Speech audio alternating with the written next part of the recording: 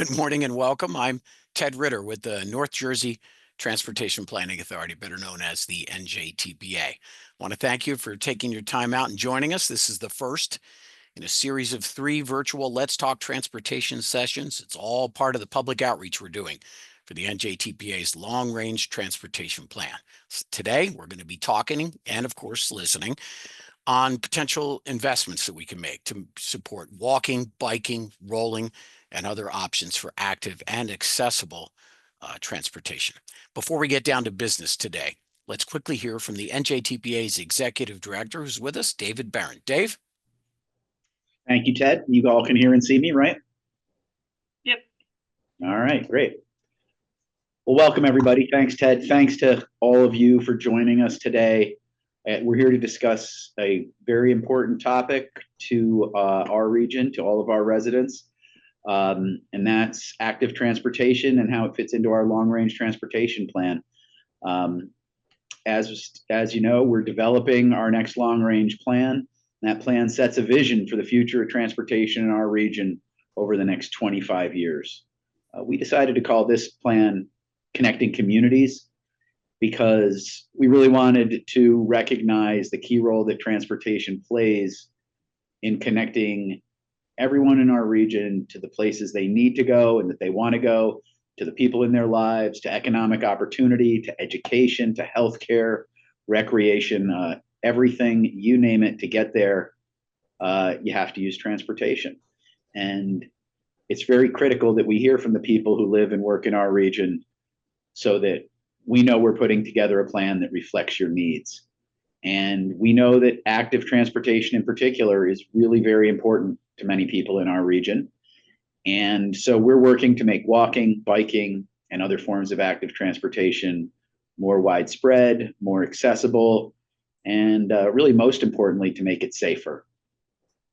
And as a federally authorized metropolitan planning organization, we're required to update this long-range plan every 4 years. That keeps our region eligible to receive federal transportation funding for a variety of transportation programs and transportation projects. And that includes a lot of those that improve active transportation in our region. So this long-range transportation plan is super important for our region, for the people of our region. I thank you for joining us today to help provide us with input and guidance on how you want to see that plan go in terms of active transportation. I certainly, and the rest of the team, we look forward to hearing your ideas and your suggestions. Thank you very much for your time. We appreciate you. And the feedback that we gather today and at future outreach events and through our online survey, which I hope people are sharing widely with their networks, all of that's going to be considered and incorporated into our plan as possible and appropriate. And we plan to share the draft this summer for formal public comment and bring it to our board for adoption in the fall in September. So that's where we're at right now. Again, I really look forward to hearing what y'all have to say, and thanks for joining us. Have a great session. Cool, Dave. Thanks for that tee up. So let's get right into our program for today. We're going to talk a little bit first, and then we're going to hear from you guys. So what we're looking at doing following these welcome remarks, we're going to hear from 2 subject matter experts. Yes, I will introduce them to you shortly. And then we're going to move into breakout rooms for facilitated discussion. So real quick, let's orient ourselves to the NJTPA region. We got 13 counties, 2 major cities, northern and central New Jersey, shown on this slide here. Now, the NJTPA Board of Trustees consists of an elected official from each of these 15 subregions, plus reps from our partner agencies. Who are they? Governor's Office, NJDOT, NJ Transit, Port Authority, and an at-large citizens representative. And it's the board's job collectively to consider and ultimately adopt our plan in September, as Dave indicated. Now, next slide, please. Dave already talked about the importance of the LRTP in terms of federal funding that's at stake. Yes, it's a lot. This slide here reemphasizes some of the key points. But as we talk today, here's what I want you to think about. Think of the long-range transportation plan called Connecting Communities. Think of it as a roadmap, a strategic vision for how we get to a better transportation future for the region. But we need your help to get there. Next slide, please. We can't have a very effective vision for our region's transportation future without diverse, inclusive, and meaningful public input. And that's part of what we're doing here today. You see on this slide here, the short survey. Yeah, short, because I have like a really short attention span with surveys, and I insisted that this thing be quick. You invest a couple of minutes in this thing, we'll get you in and out of there. Once you take it after today, tomorrow, whatever, tonight, you get home, share it widely with your social network, your friends, your family, people at work, anybody that lives, works, plays in North Jersey, we want to hear from, no matter what. You'll notice that Melissa in the chat has posted the link to the survey. You can just click on that and take the survey when you're able to. Oh, and we even have a custom tailored option for kids and teens and those who don't speak English as a primary language. So we really are very deliberate about wanting to hear from everybody. And we look forward to the input. All right, so enough out of me. Let's meet our two partners. We're going to get us talking and thinking about transportation investments that support walking, biking, and rolling. So I'm sure you've heard of the New Jersey Bike and Walk Coalition. Yeah, they're a valued NJTPA partner, and we're super fortunate to have Tiffany Robinson with us today. Tiffany is the coalition's Trails Network Manager. And also with us today is, yay, the new executive director of the Voorhees Transportation Center at Rutgers University, someone we have worked very closely with on a number of fronts for many years, including active transportation. That's Leigh von Hagen. Now, how it's going to work is Leigh is going to go first, and then she is going to hand it off to Tiffany. And then we'll talk. We'll go to the breakout rooms, we'll set them up, and we'll get everybody talking. So I want to thank you again for being here. And it's good to see some familiar faces. We have more than 50 people, which is cool. So I'm going to hand it off to Leigh and we'll get underway. Thanks, everybody. And thank you so much for the introduction, Ted. As he said, my name's Leigh von Hagen. I'm as of this month, the new executive director of the Voorhees Transportation Center, which is located at the Blaustein School of Planning and Public Policy at Rutgers University. Next slide. So one of the things I was asked to provide today is an overview of active transportation and its relation to long-range transportation plans. And what I like to think of when I think of active transportation is answering the question, can you and the people in your community safely and comfortably get around without driving a car?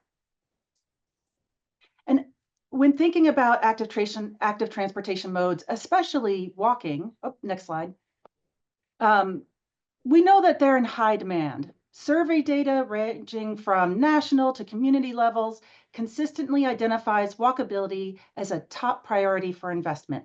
Next slide.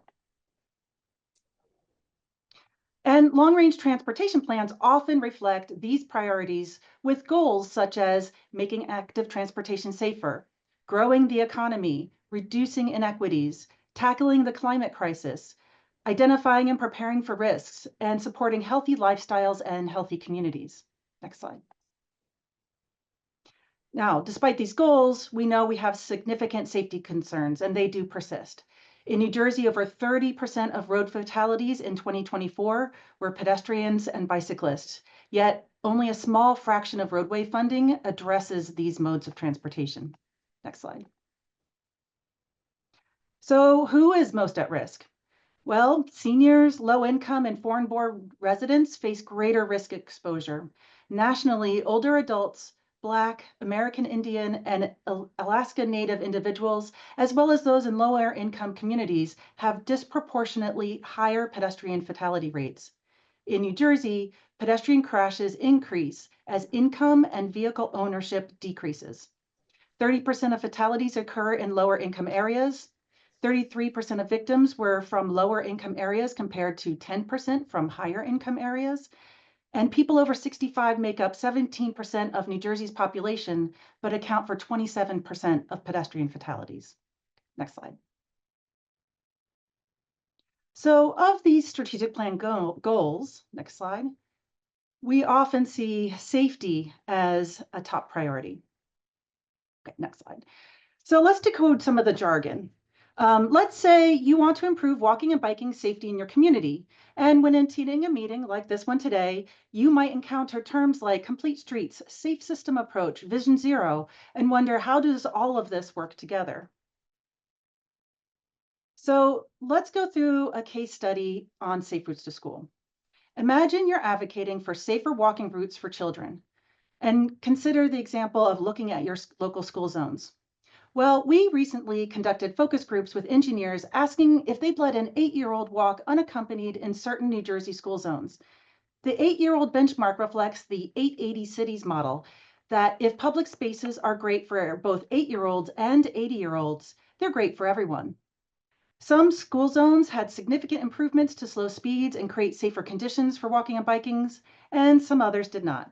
So this is your chance to be interactive and participate. So let's give this a try. Next slide. Okay, so I just have a quick question to ask you. And if you click one more time, do you think drivers go 25 miles per hour in the school zone? And you can put your comment in chat. You can think of it in your head if you don't really want to add to chat, or you can just put a number. But think about it. Do you think drivers go 25 miles per hour in the school zone? And by the way, that's the school on the left. Seeing a little bit of yes and no on the comments. I appreciate everybody who's commenting. Thank you very much. Let's go ahead and go to the after photo.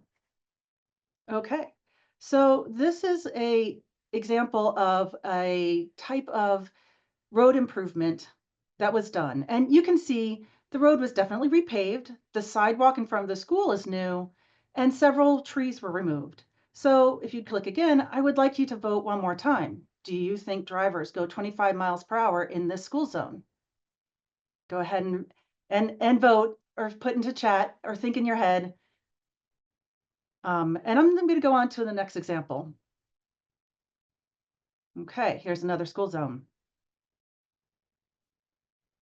So, do you think drivers go 25 miles per hour in this school zone? You can click one more time. There you go. So go ahead and vote. Is this a school zone that you see drivers going 25 miles per hour in? This is the before photo. Okay. I like everybody's no chance. I love it. Okay, let's click to the after photo. Okay, so this is the after photo. So here you see they did make road improvements. A sidewalk was added and the shoulder was widened. So do you think drivers, if you click again, ask our question, go 25 miles per hour in this school zone? Now, with this location, we were able to gather some before and after speed data and found that with this improvement after 2023, that driver speeds did increase after this school zone improvement. So it is very difficult, I think, to get people to go 25 per hour in that school zone. Okay, one more. Do you think drivers go 25 miles per hour in this school zone? Go ahead and click for the question.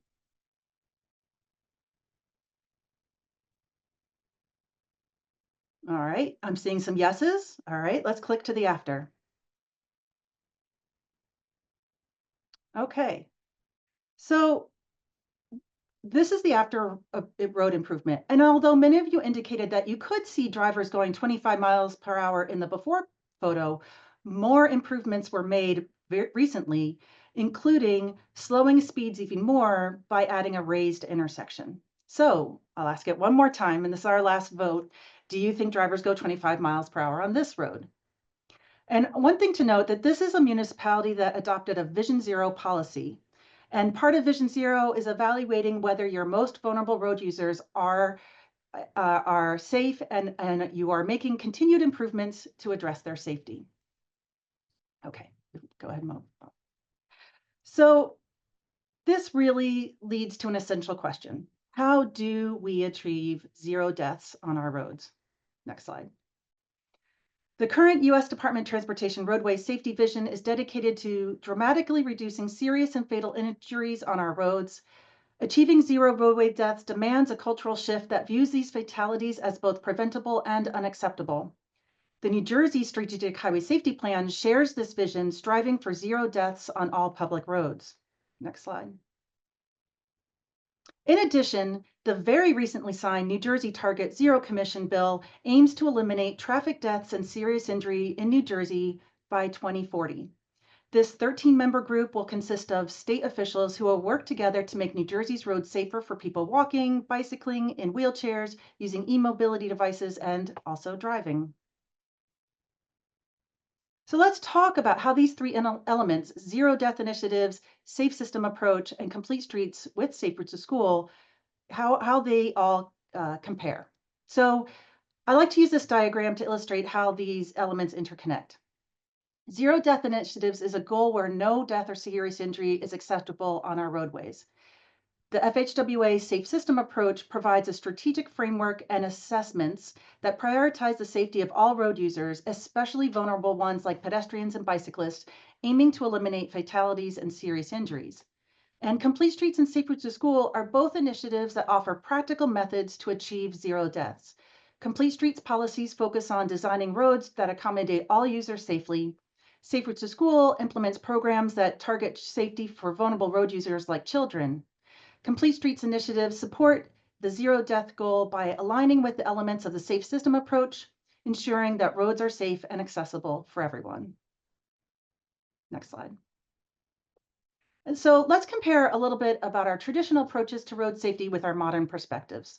Where we used to treat some level of traffic fatalities as inevitable, we now understand the importance of treating these deaths as not only preventable but unacceptable. Where we used to insist that perfect human behavior was necessary for safe outcomes, we now understand the importance of not only acknowledging that humans have failings, but designing to mitigate for them. Where we used to focus blame on the victims as causes of the crashes, we now acknowledge the importance of taking a holistic view that requires people to think about the roadway environment in its entirety, from the design of our infrastructure to the land use decisions of our governments. Instead of just asking, why did that person crash? The new approach examines, why was that person so seriously injured in that crash? The change in focus from collision reduction to injury prevention represents a significant shift from an engineering enforcement view to one that includes a public health perspective. Next slide. So implementing complete streets, we often ask two questions. Who are you accommodating and how will you accommodate them safely and comfortably? Complete streets are safer not only for non-motorized transportation, but also for motor vehicle drivers. A little bit more about FHWA's safe system approach. It sets an ethical imperative that no one should die or be seriously injured on the roadways. Rather than focusing on changing human behavior and preventing all collisions, the safe system approach refocuses transportation system design and operation on anticipating human errors and reducing impact forces to minimize crash severity and save lives. By acknowledging these principles, the safe system approach aims to achieve continual improvements in 5 system areas: safe road users, safe vehicles, safe speeds, safe roads, and post-crash care. Complete Streets elements that best align with the safe system approach focus on safe roads, the designing streets to protect all users, especially vulnerable ones, and safe speeds, implementing traffic calming and setting appropriate speed limits to reduce crash severity. These elements work together to create safer, more accessible streets for everybody. So I focused on safety, but in our breakout groups, we can discuss the many other goals and strategies that are part of an active transportation and long-range strategic plan. Next.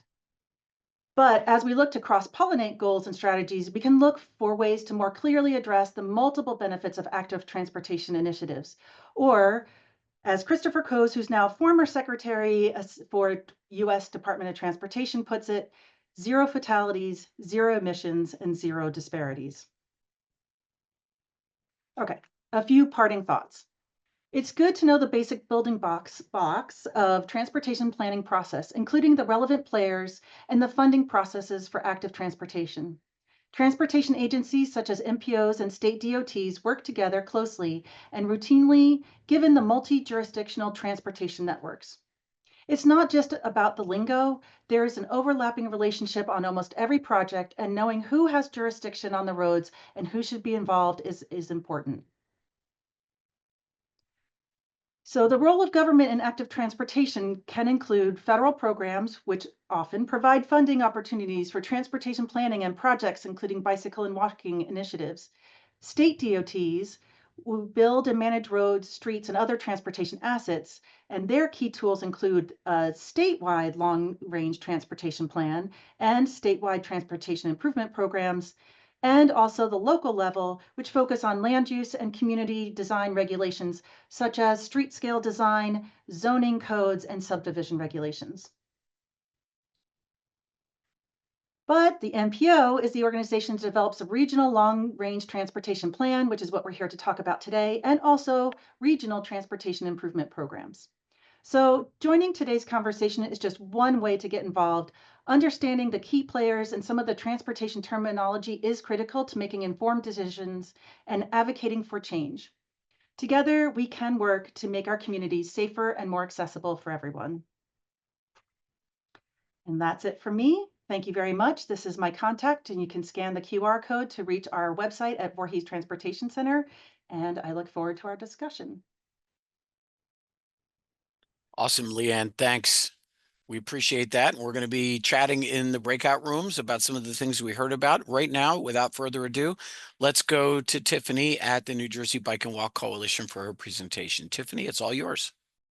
Good morning, everyone, and thank you, Leanne, for setting the stage there for us. As we're talking about active transportation and really looking forward into the future for what our networks will look like, I'm going to be talking about trails and how they actually fit into that vision for the future. So really talking about trail networks and how they can be used for safety, sustainability, and community connectivity. Next. And my presentation will be quick, but I really just want to talk about how trails can contribute to safer transportation options and connections, the role of trails in achieving safety and transportation goals, and then the importance of equity, inclusive community outreach, and partnerships. And I'm going to be touching just a tad on an initiative that we're going to be working on, which is the North Jersey Trail Network Initiative. Next. So our mission here at New Jersey Bike and Walk Coalition, we are the statewide organization that advocates for safer streets and active transportation. We believe that every resident, no matter how you choose to go, whether you're walking, cycling, rolling, should have access to safe streets, trails, and greenways. And we really are just that collective voice for sharing that out to people. Next. So how do trails fit into this? So one of the things I've just started not too long ago, I am the Trails Network Manager for NJPWC.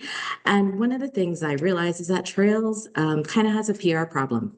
Often when we think of trails, and even you may have done it yourself, when you hear trail, you might have thought of a nice place that you've gone off-road, to go do your recreational activity, but we're talking about more than that. For us, trails can be used, they might be part of a greenway, but it's also part of a larger transportation network. Our preference when we're talking about trails is to have shared use paths that separate the modes. So here I've put two examples, same thing, two shared use paths, but used differently. So one may be off-road for more of your recreational kind of joint, and then the other one is actually a photo that is from Queen Street in Auckland, New Zealand. And it's a project that I worked on, so that's why I put it in here. But it shows the same type of shared use path, but there is a separation of uses. So there is a portion where the cyclist is, a portion where the walkway is, and then a portion where the roadway is that you can't see. But what they did was they took a lane of traffic away to extend the sidewalk. So that's the type of thing that we like to see, separation for people to be able to use in the ways that they would like. Next. So in terms of trails, I think it's really important that when we're thinking about trails, trails can be used to get to a place, can be used to go through to a place, but it can also be a destination of place. Next. So trails can actually do there's so much more that trails can open up for us. They can strengthen the regional economy by having people actually come to it if you have places off of the trail. They can create active transportation options for those that don't have vehicles.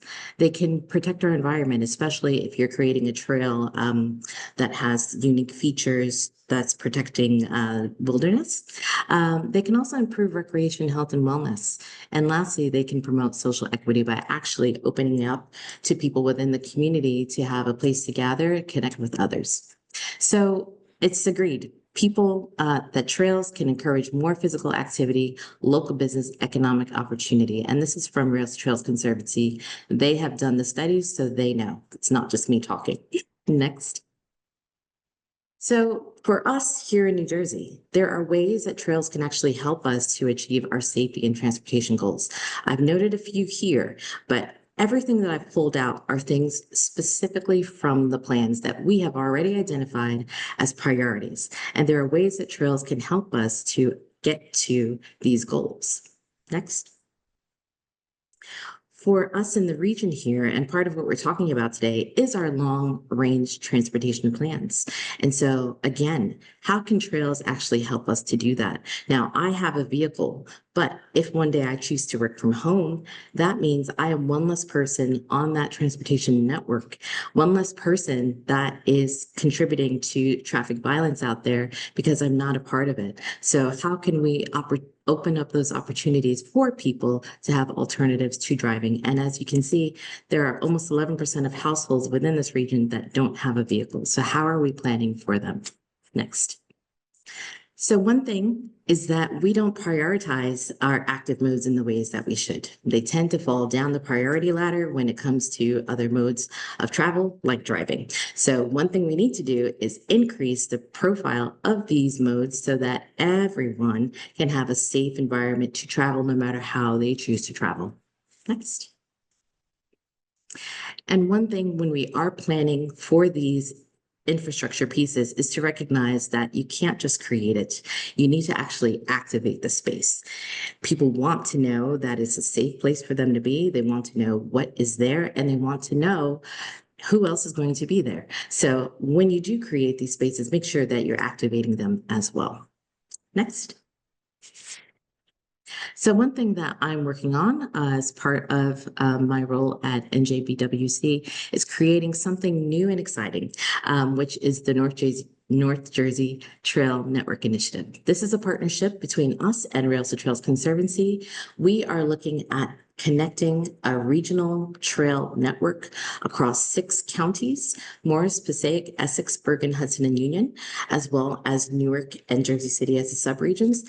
And what we're looking to do is say, you know, everyone has their trail initiatives, but can we bring that together to create a comprehensive network to get people where they would like to go?